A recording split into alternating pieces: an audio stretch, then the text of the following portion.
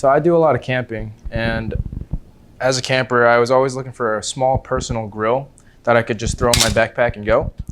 But when I searched online, all the grills that were available online that folded were really large, and they could maybe accommodate a family or a small group. But all I needed was something personal just for myself, because as a camper, I usually go by myself. So the next step was to just design my own grill. And I decided to pursue a stainless design that would flat pack. And this design unfolds on the go. And it's small enough for a personal meal and to just boil a small kettle of water, something like that, or cook a hamburger patty on the go. So you just, and then when you're done, you just pack in your bag and go.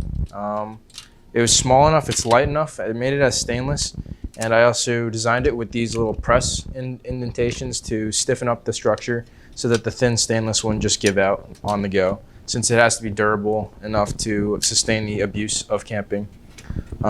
So wherever you are on the trail, you just open it up, pop a charcoal in it, pop a grate on top of it, pop your burger patty on, you're good to go.